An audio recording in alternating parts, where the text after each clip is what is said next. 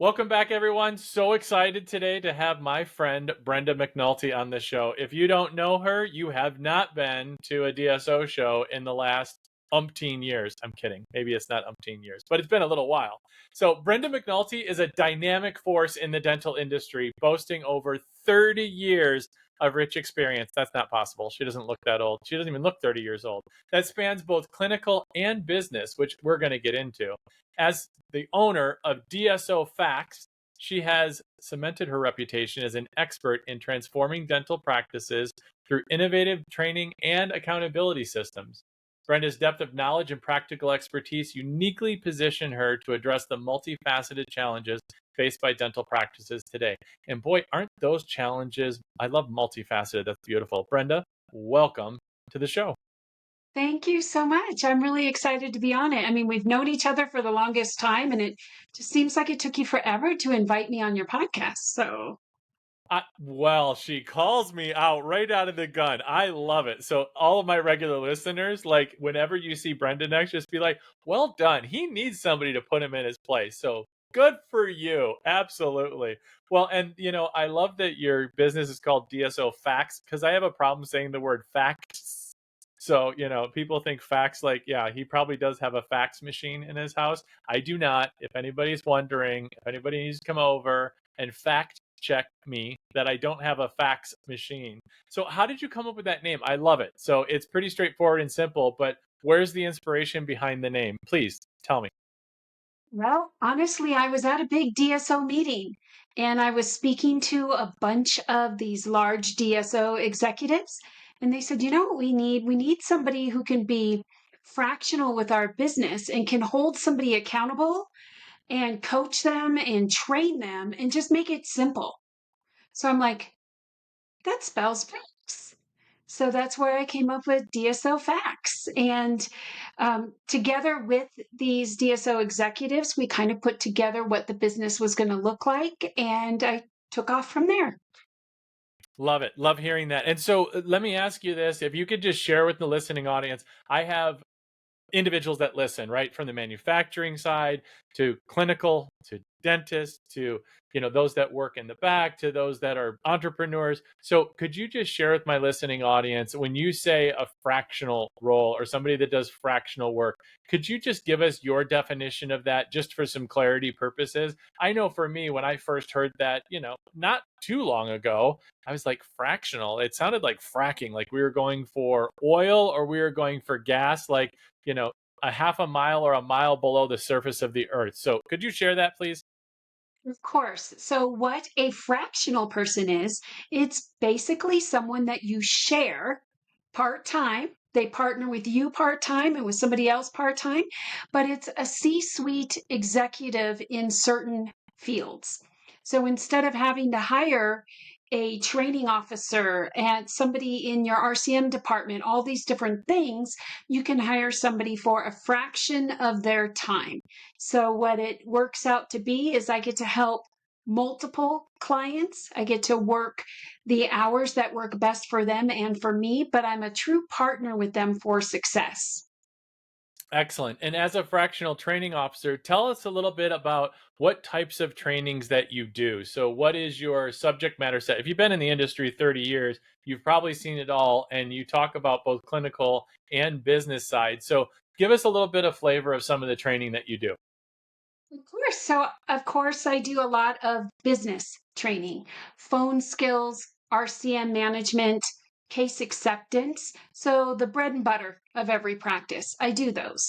And then we look at the P&Ls and are they spending too much on their supplies? Are they utilizing their vendors correctly? What I have found is that many dental practices have multiple vendors that do the same exact thing. So, they're paying double, sometimes even triple, and still not seeing the results because one person thinks that the other one is doing it. So we organize the workflow as to who's supposed to be doing what. But I think the biggest piece is that I hear from dental owners all the time is I told them what I wanted them to do, but it didn't happen. So we analyze, why didn't it happen? You can't just give somebody a piece of paper and say, now do this. They have to actually have that understanding and the why behind it before they're going to move forward. And then we create an implementation plan as well as an accountability plan. So when we put those three pieces in place, the why they need to do it, how they're going to do it, and what the end result is going to look like, we end up having the most success. Well, and you borrowed my word. I literally just wrote down the word implementation because that's so critically important. You can give a task to just about anybody, but if you don't share the implementation steps to it, then, which you just shared so eloquently about the accountability piece, holding somebody accountable to something that you give them, right? A new task or a new chore or a new responsibility without giving them the implementation steps or the resources in order to do it really is, it's a practice in folly, right? It happens all the time. And we see that, you see that, we see it at G&A Consult when you have, the methods for the teach, coach, and train every touch point of the patient journey in the big cases in full arch when it comes to that aspect without giving the implementation steps, without showing them every single thing you want them to do with resources included, holding them accountable, it's, well, then why even share with them? Because if they knew how to do it, they probably would be doing it already. Most people, maybe not all, but most people want to be successful in what they do, right? The vast majority. So if they knew how to be successful at it, they would be successful at it. And you hit on another key point, which I think is so critical. And in the fixed full arch lane, all on four, teeth in a day, whatever you want to call it, the why behind the what is everything. For patients, it's not so much the product. Yes, the end product is critically important. You have to have a good end product, right? But the why, the motivation for the patient, why now? Why is it today? Why is it that they're making a decision to come in and get that consultation? Why is it that they would decide to move forward now if whichever category, right, in their broad strokes category that they fall into, either somebody who hasn't been to the dentist in 20 years or somebody who has been to the dentist and really has been doing piecemeal dentistry for so many years, right? They have a root canal with the crown. They have a partial over on the other side of the same, the mandible or the maxilla, the same jaw, right? The same arch of interest. And then they have like a broken tooth, and it's just, honey, it's finally time. You've got to do something permanent with that arch. You've done everything you can to piece together. Now it's finally time. So it's that why, it's that motivation behind the what itself. And you've described that. So do you find which of those three, and I know all three are important, which do you find tends to be the one that's overlooked or mismanaged or misunderstood the most when you first engage with a new client as your fractional training role that you do with clients that you work with? That's a great question. And I think it even goes a little bit farther back, and that's understanding your people. Who is it that you're working with? So if I'm working with a team, if you or I were given directions, we would just do it, right? That's kind of our mindset. That's our age. That's everything about us. We're just going to do it. But there's other team members that do not like change. And we have to focus on, how is this going to impact you? What is the why behind the what? And then there's even that third mentality where it's people that don't like change, but they want to be involved in it. So if we show them the end goal, this is where we're trying to get. We're trying to get our case acceptance number up to here. I'd love your input. Tell me more, because they want to be involved. So all of those pieces, the training, the implementation, and accountability, they all work together. But first we have to understand that personality style of who it is that we're working with to get the results that we want. Everyone, I feel, wants to be a part of a team, and they want to be included, and they really want to feel that value. And the more value you give them, the better results you're going to have. Yeah, and you're talking about, right, the mindset, the change management, right, the behavioral skills that they need, or the behavioral management change, right? So it's the what's in it for me? Why should I? Right? I know for myself, right? They see a consultant walking in, or even I'm sure for yourself, a fractional worker walking in, as like, oh boy, here we go, because they've had experiences with others that come in, right? And it's like something's coming. But if they see that it's really more of a resource engagement, that it's really to help them to level up their skills, I think it's Richard Branson that said, train your people like they have the ability to leave, but treat them so they don't want to, right? And so if it's that mindset, it's almost, and I like that you brought it back one step. I was talking about, the implementation piece, the why, the implementation, the accountability. I was going there, and you said, well, let's back it up a step, Greg. Like, if we're working with the team, we have to get the buy-in first, right? We have to understand the individuals that we're working with first, because if we don't get that, then we're just like bull rushing into that china shop, and we're going to have a lot of broken glass on the floor. Then we have to clean it up. Then we have to go back to the beginning. Then we have to try to get the buy-in, which we probably will struggle with because we've already screwed the pooch on that whole thing, right? So I love that you said, pause, let's go back a step, and where we really begin, which is getting the buy-in with the team. Doesn't matter who's paying us, right? Doesn't matter who's paying for that change management. You still need to get the buy-in from the team to have them open to, right? And that's by selling the opportunity of, why should you be open to this piece? The goal is to try to make your job easier, more efficient, help you to be more productive, not so that we can put more on your plate, right? From our perspective, it's more trackers, more documentation, more, right? This isn't the 80s disco song, more. How do you like it? And you can relate to that, right? We're the same generation, right? That's not the I have no goal. idea what you're talking Yeah. about. Yes, you do. Right? That's not the end all be all of what we try to accomplish, right? It's to be more efficient, and that optimally is to bring stuff off of their plate so they can do things more efficiently and be more productive in their role. Is that what you're finding with clients you work with? Absolutely. That's hits the nail on the head. And you and I have been in dentistry long enough. I think I know everything, but I realize I don't. And so I have to approach it with open ended questions. Instead of saying, we need to do it this way, I say, tell me why you're doing it this way. Help me understand. These open ended questions, it makes me not come across as somebody who's going to walk in and fire people, which is what they automatically think when a consultant's coming in. I like the term coach, fractional training, whatever you want to call me. But I've learned that the team that's been working there, they have a lot of valuable insights, and I need to tap into those. And I can't just come in and make changes. That's why when a doctor says, I told them, but did you listen to them? Did you show them? Do they understand the why behind it? So I think that dentists in general, you work with probably hundreds and hundreds of them, and I've worked with many of them.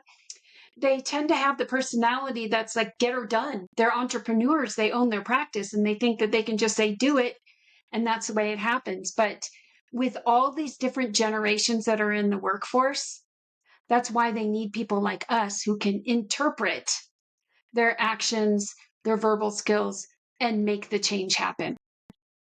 And it ultimately, it is true, right? As a founder, as an owner, when it is the money they're putting up, they're the ones signing the checks for payroll. They're the ones who are creating the opportunities, the jobs for the individuals. They certainly can. They certainly can say, do it, and ask for compliance. What we're really talking about, and what we're saying without saying, is that in order to create a culture, in order to build a team, and in order to create a more efficient team that is productive and that is going to create and implement and hold accountable each other, because as a fractional, as a consultant, as a coach, we're not there forever, right? So once we actually implement, the goal would be that the team, the organism, right, it survives and thrives when we're not there. Because if not, you'd bring somebody in full time, and then it's a burden onto the P&L and L and all that good stuff, which you referenced before, the P&L statements, which we all know about. So that's, in essence, they certainly could, because ultimately they're paying the bill, right? Or if it's, a DSO, there's, the layer structure. If it's a PE group, they ultimately could. Whoever holds the purse strings has the right to say and do whatever they so choose. Granted. But in this day and age, when we look at, uh, churn rate of individuals, not customers, but of individuals, of employees, of, job satisfaction, of when you look at the challenge with hiring good people, with recruiting people that are loyal, that will continue to drive your business forward, as an owner, founder, C-suite in the DSOs. This is really the essence of what we're talking about. It's not demanding of, but it's being collaborative with. And that's where bringing in folks who can, like you said, really interpret the language intergenerationally is so critically important. And so, what tools do you find are most helpful when you're trying to play that interpreter for organizations, groups, or even single practices that need some of that uplift as they're focused on their clinical skills, on other, and not just necessarily on those pieces of what they're trying to accomplish? So I'm a big fan of personality assessments. I love DISC. There's some other ones that I use. The Strength Finders, I love that as well. And I really want to get to know the person a little bit. Before I start training, before I start showing, and we really start digging in, I want to know their why. Why are you here? What keeps you here? And if I hear things like, I really love how the doctor allows me to provide feedback on changes that we make in the office. I'm like, oh, that's crucial. I am so looking forward to hearing your feedback, right? And others are like, I'm just here to clock in, clock out, 8 to 5. This is what I want. Then I'm going to ask them more personal questions. What are your goals? What is it that you want to do? If you want to buy a brand new car within the 6 months, if I could help you do that, would you be interested in listening? We have bonus structures, we have this, we have that. So it's really getting to know them. But when it comes to actually moving forward, getting to the next step, again, crucial that they understand the why, crucial that they help develop an implementation plan. If they give me a due date, I can do that by Friday. I go, I don't want to push you. How about by Wednesday? Because now I know that technique is not going to allow for excuses. If they said Friday and I said, great Friday, they may have some excuses. But now if they say they can do it by Friday and I go, I'm going to give you till Wednesday so that we can make sure that it's done, I find that works. So I use by when boards. By when are we going to do this? And then we have accountability partners. So, Greg, I agreed to do something. I know I can get it done by Friday. It's not due till Wednesday. Would you please hold me accountable and check in with me on Friday and see where I'm at? I'm going to choose you because you and I get along so well. That's how we're going to do it. And it takes off the pressure from leadership, and it also stops the micromanaging that we tend to have within large organizations. So I found that those tools work really well. Yeah, and collaborative deadlines. I like that as well. I think that's a great tool to use for sure. All right, well, Brenda, this is the part of the program. All of my guests play a little something, and it's called What the Sleuth is Going On? It's 3 rapid fire questions. First thing that comes to mind. Are you ready to play? Absolutely. Okay. Question number 1. What's the worst bad breath you've ever encountered? Oh, my goodness. Well, we get the bad breath on airplanes all the time. They all seem to gravitate right behind me on an airplane. But the worst one, you won't believe it, but it's true. I was in an office in West Virginia. Yes, West Virginia, I called you out. There was somebody that was told she had bugs in her mouth, right? A hygienist said there's bugs, we need to clean it out. So she decided to go home and rinse with bug spray every day. And it was eating her teeth, and it smelled like burning flesh. Her breath was so incredibly bad. That is the worst bad breath I've ever smelled in my life. Yeah, that's pretty bad. That's pretty bad. I can imagine, like, I'm wincing my face. If you're just listening on audio, hop over to YouTube and look at my face at this part. All right, question number 2. If you could change one thing about your smile, what would it be? Well, I'm talking to the right person. I am missing a tooth, and I cannot get an implant yet because I have some massive sinus issues. So I'm working through the sinus issues so I can get my implant, but I personally think nobody can see it. but I'll have people come up to me after I have a speaking engagement or something and go, when are you going to replace that missing tooth? So that is what I would change. I really need to get an implant. Well, clear up the sinus, you can get the implant, and then you can feel whole again. You don't have to worry about people calling you out after speaking engagements. All right, question number 3. If you could go back and be the inventor of any dental product, and no, you can't choose your own if you've invented something, which one would you choose and why?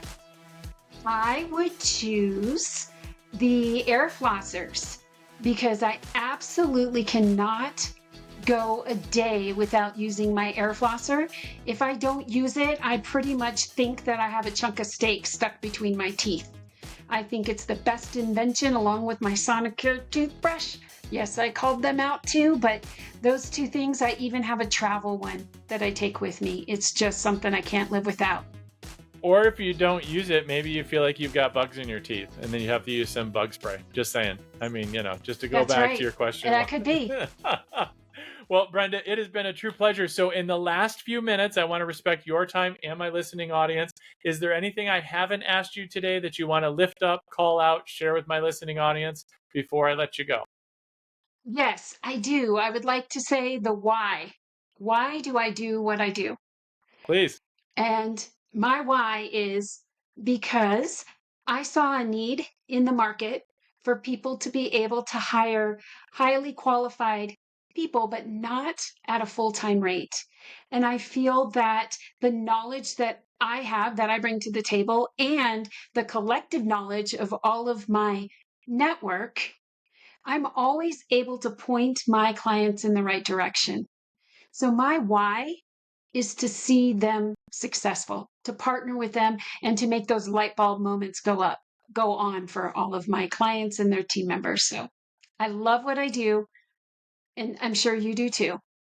I love it. I thought for sure you were gonna throw out the grandbaby thing because you know that I keep talking about my son and daughter-in-law and how they need to give me grandbabies and they haven't started yet. So I thought for sure it was gonna go there. Well, on that note, Brenda, like if people want to reach out to you for yourself or your network of people, how are they gonna get in touch with you?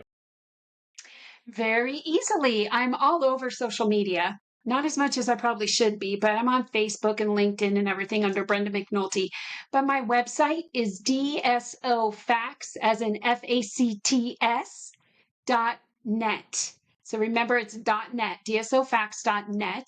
That's how you can reach out to me. There's a I want to know more page on there. You're going to find out a lot of interesting facts about me and what I do. Excellent. And we'll make sure that gets in the show notes. Thank you so much. My guest today on the Two Sleuth podcast has been Brenda McNulty. Thank you so much, Brenda. It's truly been a pleasure.